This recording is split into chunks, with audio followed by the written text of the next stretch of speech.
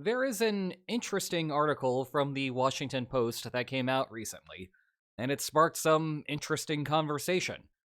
However, the online chatter tended to lack some basic perspective on how wars end, and so misinterpretations of it were all over the place. And it probably did not help that the article itself lacked that same basic perspective.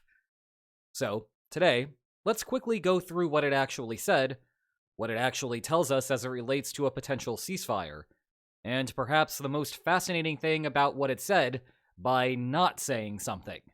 And to avoid being too negative here, let me preface this by saying that the reporting is useful and helpful, if for no other reason than we can have this conversation. It just needs way better context. We begin with the "just the facts, ma'am" contents of the article, which should be fairly quick. I think that we can reduce it to 3 key points. First, Russian President Vladimir Putin has not veered from his maximalist goal of dominating his Western neighbor. Second, even if Putin agreed to a temporary truce, he would use it to rest and refit his troops. And third, the assessments in Putin's intransigence have appeared to irk Trump. Unclear whether that means Putin's disposition is irking Trump, or the fact that the intelligence community assessed it that way is irking him, but from the rest of the article, I'm going with the former. There is a bunch more in the article that attempts to extrapolate from those points to various degrees of success. I will leave a link to it below. As for us, we can shift to what this tells us about the chances of a ceasefire, which is really an opportunity to talk about the bad interpretations that were all over the place on the internet.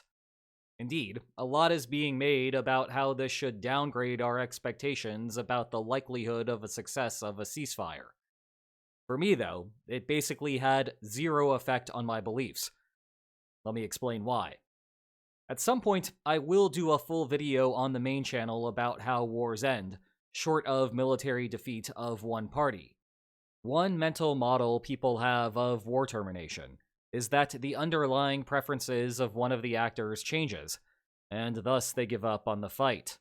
Or, as Gul Dukat, a notable military strategist, or a notorious war criminal, depending on your perspective, once said, "A true victory is to make your enemy see they were wrong to oppose you in the first place, to force them to acknowledge your greatness."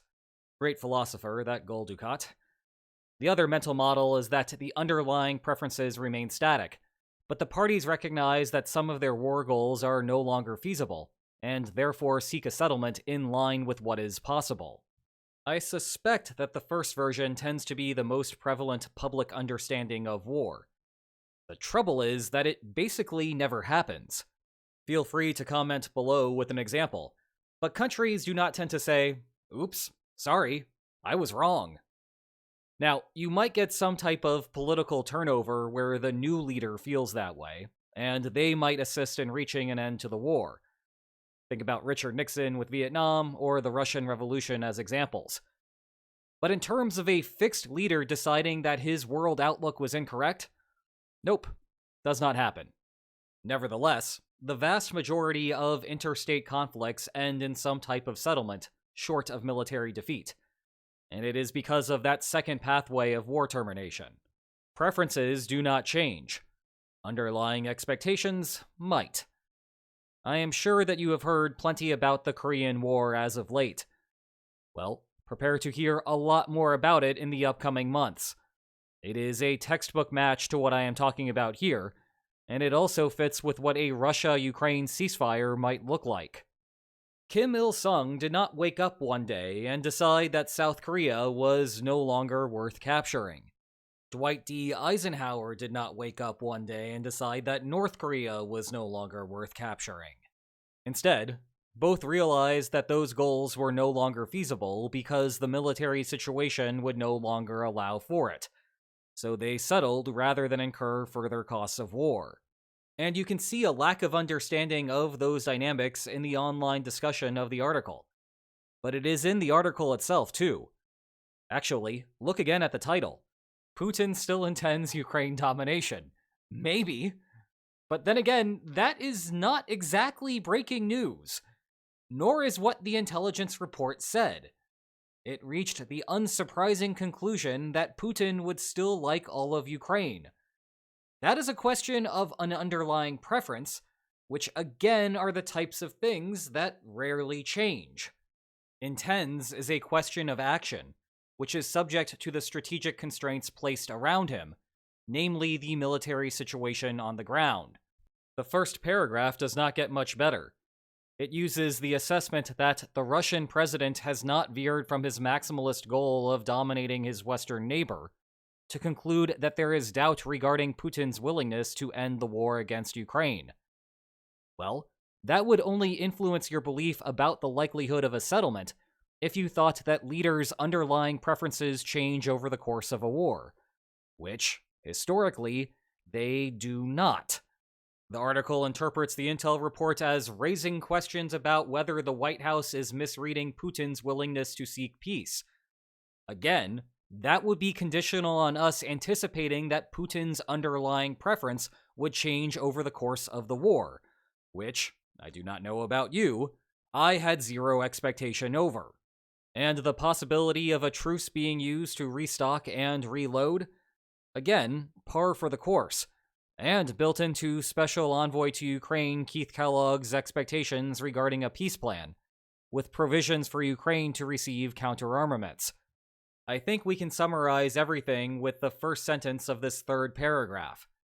The reports are not intended to assess President Donald Trump's high-stake diplomacy to end the 3-year Ukraine war, or the prospects of a 30-day ceasefire proposal. Actually, that provides a good pivot to the last point. It is weird that the intelligence assessments did not offer anything of the sort, namely how far Moscow thinks that its military can go. From the start of the war, the United States was essentially listening in on the Kremlin's secret conversations. That is why Biden was desperately trying to convince everyone that an invasion was about to happen. The United States knew what was going on. Ironically, it also contributed to the false expectation that the war would be over quickly. The U.S. intelligence community was leaning into the Kremlin's own assessment regarding that. Well, the Kremlin was wrong, and therefore so was the United States. Anyway, the same type of intelligence assets that would be used to deduce Putin's current underlying preferences are the same that would be used to deduce Russia's expectations regarding the military situation. Both are beliefs, just on different dimensions. So it is weird that we are only hearing half of it. I do not have a good explanation for the discrepancy, other than perhaps that both were produced, but only this one was leaked. That would make some sense, as this one tells the public effectively nothing, but the other would reveal U.S. expectations regarding negotiations, which could hurt the United States at the bargaining table. Speaking of bargains, boy do I have a couple for you. If you want to learn more about this war and the underlying bargaining dynamics, these 2 books are excellent introductions to those subjects. Check the video description for more information about them. And if you enjoyed this video, please like, share, and subscribe, and I will see you next time. Take care.